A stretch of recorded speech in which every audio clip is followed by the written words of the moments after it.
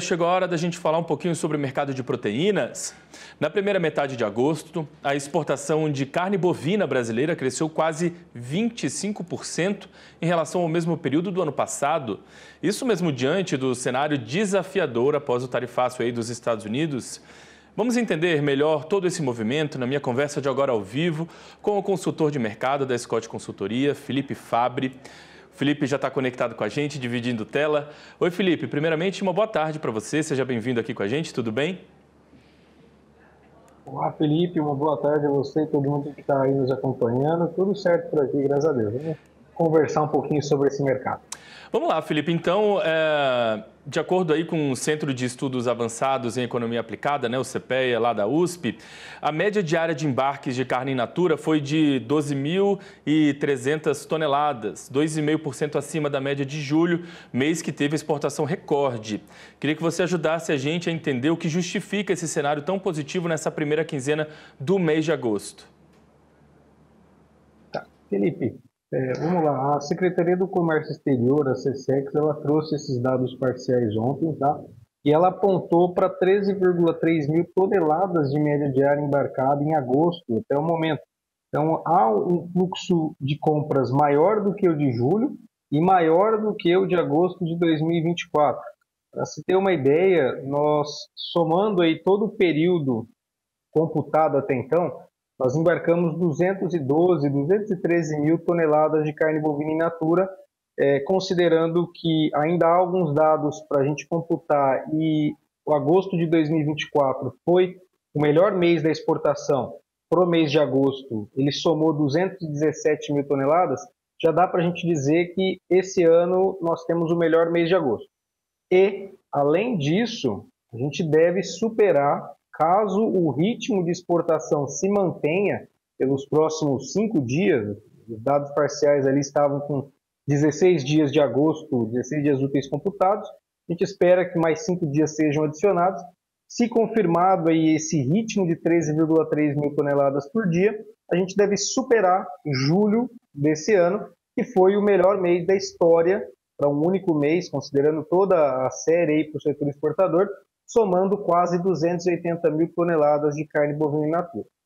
Esse movimento ele é pouco usual? Não. Tá? Nós, quando analisamos o histórico da exportação, nos últimos 20 anos, desde 2004 até 2024, embarcamos mais carne bovina in natura no segundo semestre em 16 oportunidades, e em 4 nós tivemos uma regressão, isso em volumes, tá? Então, nós já esperávamos um ritmo de exportação mais aquecida, mesmo com toda essa questão do tarifaço envolvendo a carne bovina, porque os outros parceiros comerciais do Brasil, eles tendem a comprar mais carne no segundo semestre, principalmente o mercado chinês. E, além disso, há também outros mercados que geralmente participam mais das compras no segundo semestre. Então, a gente vê aí um mercado mais pulverizado, ainda com China pesando bastante, mas mais pulverizado, mais mercados sendo atendidos com a carne bovina brasileira. Por isso o desempenho tão bom, apesar da questão do tarifaço norte-americano estar em vigor aí a plenos pulmões desde o dia 6 de agosto, a gente não está sentindo os impactos com relação aos dados de exportação até o momento. Bom, e aí, em cima de toda essa projeção, queria saber em relação também o que a gente pode trazer para a nossa audiência ao preço praticado. Tem toda essa variação do dólar, né, que a gente observou nesses últimos dias, aí de julho para cá, mas apesar de toda essa variação, dá para dizer que os preços continuam estáveis? Excelente consideração, tá, Felipe? Vamos separar aqui em 2 pontos. Primeiro, preço da tonelada exportada em dólares. Nós estamos em um dos melhores patamares de preços, em torno ali de 5 a 5,5 mil dólares a tonelada, um dos melhores patamares de preços desde 2022. Então, o preço em dólares ele tem se recuperado, mas com essa moeda norte-americana mais frouxa do que no começo do ano, o espaço para a indústria remunerar mais a arroba do boi gordo ele ficou relativamente limitado. Por isso nós vimos aí uma arroba se recuperando, é óbvio, nós tivemos um movimento de melhora com relação à abertura do mês até o momento atual. Entramos em agosto com uma arroba na casa dos R$300 a R$295 em São Paulo, e devemos encerrar o mês com uma arroba trabalhando entre os 315 e 310 reais por arroba na Praça Pecuária de São Paulo. Considerando a precificação do boi gordo, pensando no produtor, pensando em quem está lá no começo de toda essa cadeia de produção, a gente vê um espaço de preços mais firmes daqui até o final do ano, sustentado principalmente por um setor exportador aquecido. Enxergamos uma arroba próximo dos 350, como tivemos em 2024? Neste ano, não, tá? Principalmente por conta do dólar. Esse dólar mais arrefecido, próximo dos 5,40, 5,50, ele tira um pouco mais do potencial de margem da indústria comparado a um dólar de R$6, que é o que nós tivemos no final de 2024. Esperamos um mercado mais firme, sim, mas não esperamos que esse mercado venha a trabalhar com os patamares que nós observamos no ano de 2024, onde a gente viu toda aquela movimentação por arroba em um espaço de tempo ali de praticamente 90 dias. Felipe, eu quero aproveitar aqui a sua participação para trazer uma outra questão, porque o IBGE ele apontou recentemente que a produção de carne bovina não tem acompanhado esse avanço das exportações aqui no Brasil. De que maneira esse cenário mexe com o mercado, mexe com os preços? Felipe, a gente vê justamente esse cenário colaborando com a alta ao longo de 2025. Para a nossa audiência, eu vou trazer aqui um dado interessante, até pegando esses dados do IBGE que você cita. Quando nós consideramos os abates formais no primeiro e no segundo trimestres desse ano de 2025, nós tivemos um abate maior do que em 2024. Ou seja, a questão da oferta de boiadas, a questão de carne bovina produzida nessa comparação anual, ela esteve confortável para a indústria. Só que em 2024 nós tivemos uma arroba de R$240, uma exportação que cresceu da ordem de 13% aproximadamente naquela ocasião, no primeiro semestre do ano passado. Enquanto nesse ano de 2025 a gente vê uma exportação crescendo algo na ordem de 20% no primeiro semestre. Então a produção ela aumentou nessa base anual, mas ela aumentou numa taxa menor do que o volume de exportação. E aí soma-se a isso um mercado interno no primeiro semestre de 2025 que também conseguiu colaborar com um escoamento de carne e manutenção de preços. Todo esse contexto de desarranjo, não vou chamar de desarranjo, mas de uma aceleração maior na demanda, principalmente para exportação, do que no da oferta, pensando aí na produção, ele resultou em uma pressão de baixa ou em um mercado mais sustentado ao longo desse ano. A arroba chegou na mínima de 2025 a R$300 na base de São Paulo, 295 ali em alguns momentos, uma semana a gente teve essa referência.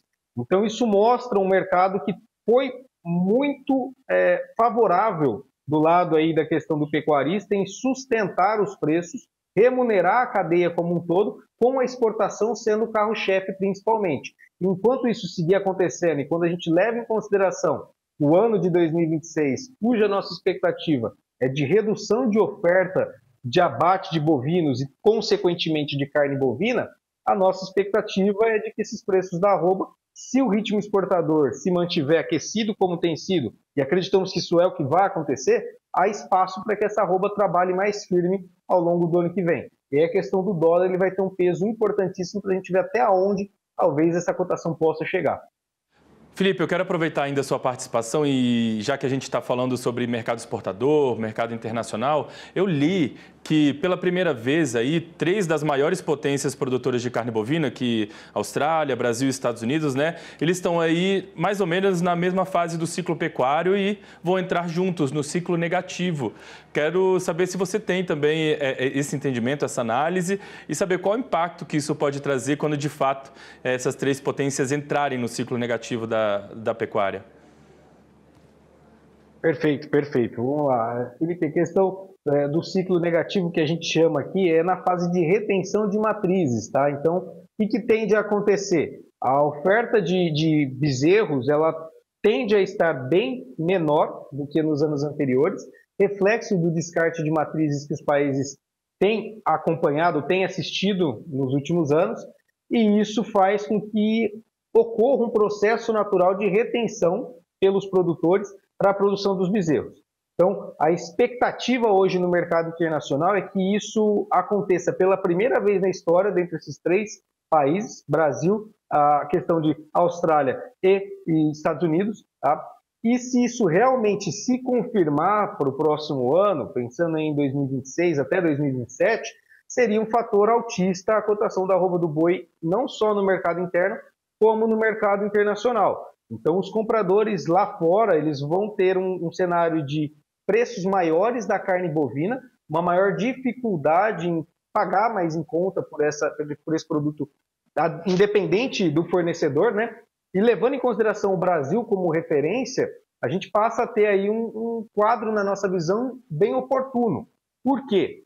Dentre esses países citados, a Austrália, Estados Unidos e Brasil, a nossa arroba hoje em dólares é aquela mais em conta. Consequentemente, o nosso preço também é o mais competitivo. Estamos falando de uma arroba brasileira na ordem de 50 a 55 dólares no mercado internacional, a arroba norte-americana hoje na casa de 100 a 110 dólares e a arroba australiana mais próxima ali dos 65 a 70 dólares.